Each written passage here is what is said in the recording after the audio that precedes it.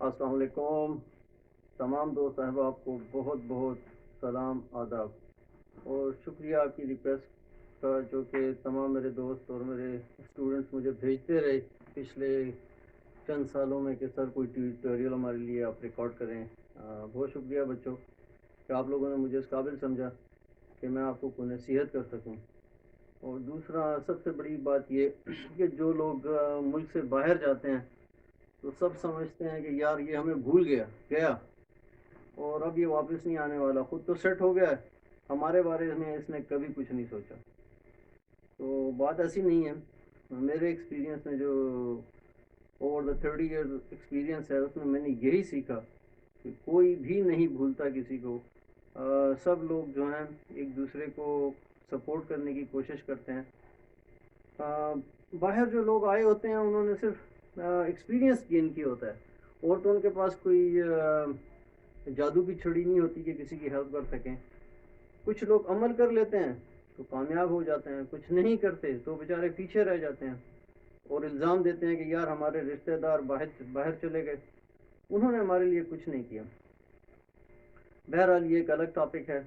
کسی ٹاپک سے ریلیونٹ ایک ٹاپک پہ میں آج بات کرنا چاہوں گا آپ سب سے، اور وہ ہے کہ پہلے جس طرح سے باہر ہم لوگ جاتے تھے یا اس ٹائم پہ جو لوگ کام کے لیے باہر جاتے تھے خاص طور پہ مڈل ایسٹ میں، تو جاب کیٹیگریز جو ہوتی تھیں بہت سمپل ہوتی تھی. اور ٹاپک بھی میرا یہی آج سے انجینئرنگ سے ریلیونٹ ہے. الیکٹرو میکینیکل ہے یا الیکٹریکل ہے یا ایئر کنڈیشننگ ہے یا پمپ میکینکس ہیں یا ہائیڈرولک انجن سے ریلیٹڈ ہیں یا آٹو موبائل کے جو ٹیکنیشینس تھے، تو وہ لوگ باہر جاتے تھے، بڑی آسانی سے اپنی ریلیونٹ فیلڈ میں ریزمے دیتے تھے اور ان کا کام ہو جاتا تھا. لیکن دنیا ایک بہت پیچیدہ نظام میں داخل ہو گئی ہے. اب ہر کسی کو ایک ایسا بندہ چاہیے جو سب کچھ کرے. اگر آپ کو سب کچھ نہیں آتا تو آپ باہر کی دنیا میں کامیاب نہیں ہو سکتے. جیسے پہلے پروجیکٹ مینیجرز کی سیٹس ہوتی تھیں، جیسے کوالیفائڈ انجینئرس کو ملتی تھی 10-12 سال کا ایکسپیرینس، 10-15 سال کا ایکسپیرینس رکھتے ہوئے لوگوں کو. لیکن آج وہ سچویشن چینج ہو گئی ہے. آج اس کو نام فیسلٹیز مینیجر کا دے دیا.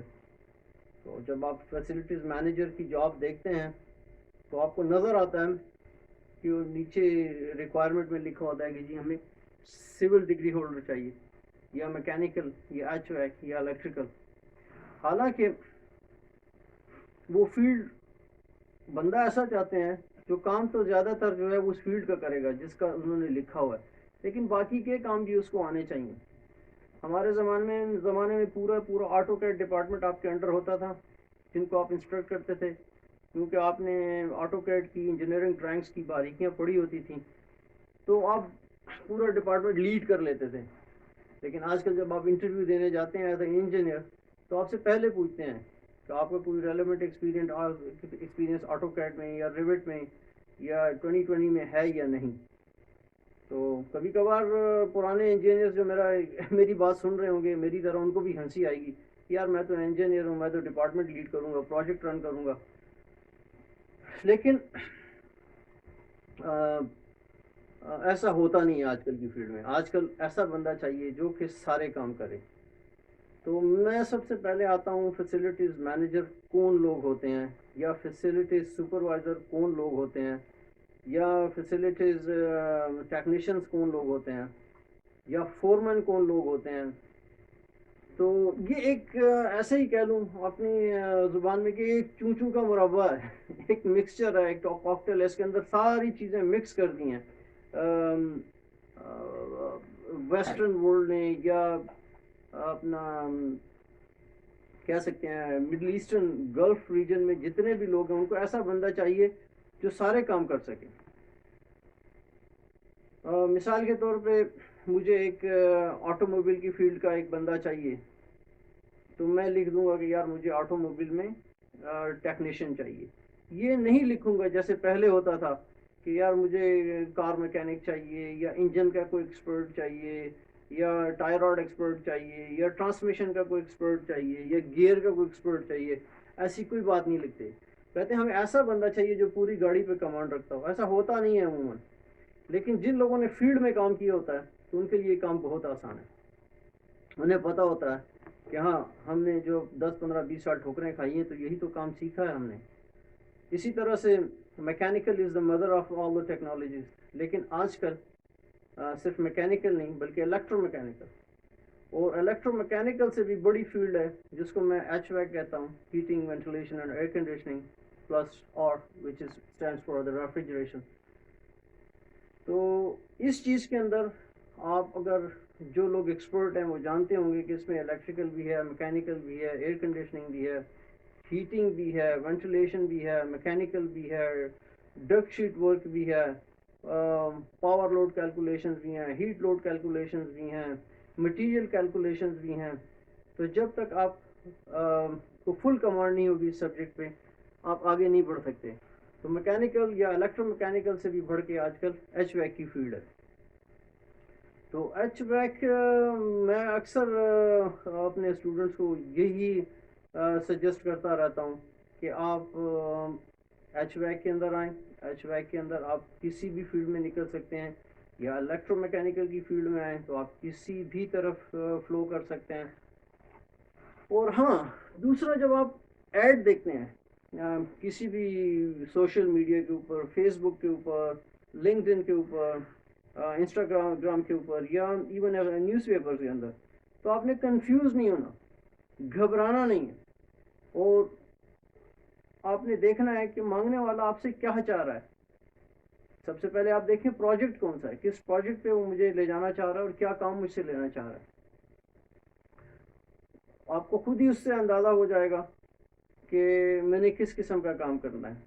فار ایگزامپل ایک بندہ کہتا ہے یار مجھے ایچ ویک ٹیکنیشین چاہیے، تو جو ایئر کنڈیشننگ کی فیلڈ کے لوگ ہیں ان کو نہیں گھبرانا چاہیے، ان کو فوراً ایچ ویک کی پوزیشنز کے لیے اپلائی کرنا چاہیے، ہیٹنگ کی پوزیشنز کے لیے اپلائی کرنا چاہیے. ہاں صرف اس میں ایک کیٹیگری ایسی ہے جو کہ ڈکٹ ورکس میں آتی ہے، میٹل شیٹس کے بارے میں آتی ہے، اس میں آپ کو کمانڈ ہونی چاہیے. وہ تھوڑا سا مختلف سا کام ہے لیکن مشکل نہیں ہے. جن لوگوں نے فیلڈ میں کام کیا ہوا ہے وہ جانتے ہیں کہ کیسے ہم نے اس کو ہینڈل کرنا ہے. باقی اگر کوئی کہتا ہے یار مجھے موٹر میکینک چاہیے، پہلے جیسے اکثر ہوتا تھا، آج کل ایسا نہیں ہے. اگر وہ کہتا ہے یار مجھے الیکٹرو میکینیکل انجینئر یا فورمین یا سپروائزر چاہیے، تو لازمی بات ہے کہ اسے تمام پمپس کا نالج ہوگا، اسے موٹرز کا نالج ہوگا، اسے اے سی اینڈ ڈی سی الیکٹریسٹی کے بارے میں پتہ ہوگا. یہ چیدہ باتیں ہیں. وائرنگ گیجز بہت امپورٹنٹ ہے، جو ہمارے اسٹوڈنٹس جو ہیں وہ اس پہ توجہ نہیں دیتے. یہ چھوٹی چھوٹی باتیں ہیں جو آگے جا کے آپ کو بہت زیادہ ہیلپ کریں گی. آپ کس پروجیکٹ پہ کام کر رہے ہیں، اس کا ہیٹ لوڈ یا پاور لوڈ، الیکٹریسٹی لوڈ کیا ہے، تو اس پہ اس لوڈ پہ کتنے واٹس، کتنے ایمپس، کتنے ہارس پاور کا مجھے سرکٹ چاہیے، اس کے لیے کون سی وائر چاہیے. آیا وہ وائر میں زمین کے اندر سے انڈر گراؤنڈ لے کے جاؤں گا، ہوا میں لے کے جاؤں گا، یا باہر اوپن ویدر کنڈیشنز میں لے کے جاؤں گا جہاں بارش ہو رہی ہے، سنو ہو رہی ہے. تو ہر جگہ کے لیے الگ الگ وائرنگ کوڈز ہیں. یہ چھوٹی چھوٹی باتیں آپ نے کوڈز کو یاد رکھنا ہے، کوڈز کو نہیں بھولنا. کوڈز کے مطابق آپ نے وائرنگ لے آؤٹ کرنی ہے، کوڈز کے مطابق آپ نے بریکرز کو سلیکٹ کرنا ہے، آپ نے اپنے پینلز کو سلیکٹ کرنا ہے. ہاں کوئی بندہ کہتا ہے یار یہ میں ایز اے فیسلٹیز مینیجر جا رہا ہوں تو میرا کام کیا کیا ہوں گے. تو آپ سب کان کھول کے سن لیں کہ فیسلٹیز مینیجر ایک بہت بڑا پلے گراؤنڈ ہے. اس کے اندر آپ نے سب کچھ کرنا ہے. ایک بلڈنگ کے اندر، ایک عمارت کے اندر، ایک پیلس کے اندر کسی کی قسم کا پروجیکٹ ہو سکتا ہے. وہ ہاسپٹل ہو سکتا ہے، وہ اسٹیڈیم ہو سکتا ہے، وہ آپ کے اسکول، کالجز، یونیورسٹیز، ایکویریمز ہو سکتے ہیں، سوئمنگ پولس ہو سکتے ہیں. تو اس کے اندر جتنی بھی چیزیں لگتی ہیں ایسا نہیں ہے کہ وہ دوسروں سے مختلف ہوں گی. ہاں تھوڑا بہت ان کے سائز میں یا سرکمسٹانسز جو اس کے جس سچویشن میں وہ چیز لگائی جائے گی اس میں تھوڑا سا فرق ہو سکتا ہے، لیکن یہ نہیں ہے کہ وہ بالکل ہی مختلف ہوگی. اس لیے فیسلٹیز مینیجر کو پوری کمانڈ ہونی چاہیے، جیسے کہ پروجیکٹ مینیجر کو اپنے پورے سبجیکٹ پہ کمانڈ ہوتی ہے. اس کے نیچے جتنے بھی انجینئرز ہیں، سپرنٹینڈنٹس ہیں، یا ان کے نیچے سپروائزر یا فور مینز ہیں، یا سینئر ٹیکنیشینز ہیں، لیڈ مینز ہیں، جرنی مینز ہیں، کیسے وہ ان کو فالو کرتا ہے، کمانڈ کرتا ہے. ہاں اگر آپ کا ایکسپیرینس نہیں ہے تو پھر تھوڑے دھکے ضرور لگیں گے. لیکن کہنے کا مقصد یہ ہے کہ میں آپ کو یہاں پہ یہ لیکچر دینے کے لیے نہیں بیٹھا کہ آپ نے کیا کرنا ہے، صرف یہ بتانے کے لیے بیٹھا ہوں کہ آپ کو جو ریزومے اپنا بنانا ہے اس میں تھوڑی مہارت ہونی چاہیے. کیونکہ اکثر میرے اسٹوڈنٹس کہتے ہیں سر ہم باہر کیسے نکلیں، ہمیں سمجھ نہیں آ رہی، ہم نے تو یہ پڑھا ہے لیکن مانگنے والا کچھ اور مانگ رہا ہے. ہم نے تو الیکٹرو میکینیکل پڑھی ہے، باہر وہ پمپس کے بارے میں مانگ رہا ہے، پمپ ٹیکنیشین مانگ رہا ہے، یا کیا بولوں میں اپنا انٹیک فینس، آؤٹ ٹیک فینس، کولنگ ٹاورز، یا اس طرح کی چیزوں کے بارے میں ایکسپرٹیز مانگ رہا ہے. یا آپ کو کاپر ٹیوبنگس کا ایکسپرٹ ان کو چاہیے، سولڈرنگ بریزنگ میں ایکسپرٹیز چاہیے. تو یہ ساری کی ساری چیزیں آپ کی فیلڈ میں آتی ہیں. آپ تھوڑی سی توجہ دیں گے تو آپ سمجھ جائیں گے کہ آپ نے ریزومے میں کیا کرنا ہے. جب آپ اپنے نام کے ساتھ اگر کوئی بندہ آپ سے یہ، آپ فرض کریں آپ پرانے اسٹائل میں آپ جابس کرتے رہے ہیں ایز اے کار میکینک، یا as a auto mobile technician, یا الیکٹریشین، یا آپ ایز اے کوئی بھی ایز اے میکینک کام کرتے رہیں، ایز اے ویلڈر کام کرتے رہیں. کئی فیلڈز ہیں، ایک یہ بہت بڑا سمندر ہے فیلڈز کا. تو آپ نے قطعاً نہیں گھبرانا. رسٹ پروفنگ ہے اس میں، آئل فیلڈز میں بہت بڑی بڑی ہیوی سیلریز کی جابز نکلتی ہیں. لوگ صرف نام سمجھتے ہیں یار یہ بڑا چھوٹا نام ہے، پیچھے ہٹ جاتے ہیں. ایئر کنڈیشننگ کا نام ہے، ہمارے ذہنوں میں ایک بات بنی ہے یار ایئر کنڈیشننگ یہ تو میکینک ہوتا ہے، لیکن ایسی بات نہیں ہے. ایئر کنڈیشننگ میکینک جو ہوتا ہے اگر وہ واقعی پڑھ کے نکلا ہے، اس نے ایسوسیٹ انجینئرنگ یا انجینئرنگ کی ہوئی یا ماسٹر پی ایچ ڈی کچھ کیا ہوا، تو اس کو پتہ ہے اس کی نظر بہت دور تک کام کرے گی. اس کو اتنی کمانڈ ہوگی کہ وہ الیکٹرو میکینیکل کی ساری فیلڈز کو کور کرے گا. اور جتنے بھی پمپس ہیں، یا جتنے بھی فلٹریشن سسٹمز ہیں، یا جتنے بھی فلوڈ انجینئرنگ سے ریلیٹڈ سبجیکٹ ہیں، یا تھرمو ڈائنامکس سے ریلیٹڈ سبجیکٹس ہیں، ان سب کے بارے میں وہ جانتا ہوگا. ایک قسم کا میں کہہ لوں کہ انجینئرنگ آج کل ایک صوفیزم ہے. آپ کو چلتی ہوئی، آپ کو وائر کے اندر سے چلتے ہوئے الیکٹران بیمز نظر آنے چاہیے. الیکٹرانز کیسے موو کر رہے ہیں آپ کو نظر آنے چاہیے. ایک پائپ کے اندر گیس فلو کر رہی ہے، یا پانی فلو کر رہا ہے، یا مسٹ فلو کر رہی ہے، یا اسٹیم فلو کر رہی ہے، آپ کو نظر آنی چاہیے. یہی انجینئرنگ ہے. یہاں خاص طور پر میں الیکٹریکل انجینئرز، میکینیکل انجینئر، اور وہ لوگ ان دونوں فیلڈز پہ جن کا ایچ ویک میں ایکسپیرینس ہے، وہ کسی بھی ایسی پوزیشنز کو، سچویشنز کو جب آپ دیکھتے ہیں، اس کا ایڈ دیکھتے ہیں، تو کبھی بھی مس نہ کریں. آپ کو یہ فیلڈز نظر آئیں گی: M E P managers, M E P engineers, M E P supervisors, facilities managers, facilities supervisors, facilities foremen. اسی طرح سے آپ کو الیکٹرو میکینیکل انجینئرز نظر آئیں گے، پروجیکٹ مینیجرز نظر آئیں گے. یہ سینئر پوزیشنز ہیں. ان پوزیشنز پہ کبھی بھی آپ کو کوئی ایسی سچویشن یا پوزیشن نظر آتی ہے، کبھی بھی نہ چھوڑیں. ہاں نیکسٹ اسٹیپ آتا ہے ریزومے کا، جو کہ بہت ہی امپورٹنٹ اسٹیپ ہے. ریزومے ایک بہت بڑا آرٹ ہے لکھنا آج کل کی دنیا میں. اگر آپ پراپر ریزومے نہیں لکھ رہے تو آپ کو کوئی بھی آپ کی طرف نہیں دیکھے گا. آپ کے پاس جتنا بھی ایکسپیرینس ہے، آپ کتنے ہی ماسٹر کیوں ہوں اپنی فیلڈ میں، لیکن اگر آپ نے اپنی سی وی پراپرلی نہیں بنائی، اپنا پراپر ریزومے کریٹ نہیں کیا، تو آپ ایک اسٹیپ بھی بڑھ نہیں سکتے آگے. آپ نے بہت زیادہ توجہ دینی ہے. ویسٹرن ورلڈ میں، نارتھ امریکہ میں، یہاں پہ ہزاروں ڈالر لوگ انویسٹ کرتے ہیں اپنی سی ویز کریٹ کرنے کے لیے. ایک صفحے کی، 2 صفحے کی، 4 صفحے کی سی وی لکھنے کے لیے لوگ ہزاروں ڈالر پے کرتے ہیں. تب جا کے آپ کی خوبصورت سی وی سامنے آتی ہے اور پھر آپ اپلائی کرتے ہیں. سی وی کا مطلب یہ نہیں ہوتا خوبصورت سی وی کا کہ آپ نے کلرفل فونٹس یوز کر لیے، یا کلرفل آپ نے اس میں پکچرز لگا دیں، یا حاشیے بنا دیے، یا گرافس بنا دیے. نو، جو ٹیکنیکل پریکٹیکل ریزومے ہوتا ہے وہ ٹو دی پوائنٹ ہوتا ہے، اور اس کی جو ورڈنگ ہوتی ہے، اس کے جو سینٹنسز ہوتے ہیں وہ ٹچنگ ہوتے ہیں. پروفیشنل جو کہ اپنی سیٹ پہ بیٹھا ہوا ہے، ایچ آر صرف اکیلا سلیکشن نہیں کرتا ہے، ایچ آر کے ساتھ پوری ٹیم بیٹھی ہوتی ہے، سارے اس کنسرن ڈپارٹمنٹ کے انجینئرز بیٹھے ہوتے ہیں. وہ دیکھتے ہیں کہ ہاں بھائی اس آدمی نے کیا فیلڈ چنی ہے اور کس فیلڈ میں اپلائی کر رہا ہے، اس کا کیا ایکسپیرینس ہے. آج کل تو سافٹ ویئر ایسے آ گئے ہیں کہ آپ کا ریزومے سافٹ ویئر پہ ڈال دیا جاتا ہے تو فوراً پتہ چل جاتا ہے کہ آپ نے جس فیلڈ میں اپلائی کیا ہے اس کے ورڈز کتنی بار آئے ہیں، یہاں تک کہ ورڈز کی کاؤنٹنگ ہوتی ہے، پھر ان سینٹینسز کو پڑھا جاتا ہے. تو بہرحال یہ بھی ایک الگ سے ٹاپک ہے، اس پہ انشاءاللہ کبھی میں ویڈیو بناؤں گا، آپ کو بتاؤں گا کہ ریزومے کس طرح سے بنانا چاہیے. ریزومے بنانا آسان کام نہیں ہے، آپ نے اپنے بڑوں سے مشورہ کرنا ہے، اپنے ٹیچرز سے مشورہ کرنا ہے، اور وہ لوگ جو فیلڈ میں کام کر رہے ہیں ان سے پوچھنا ہے کہ ہمیں ریزومے کیسے بنانا ہے.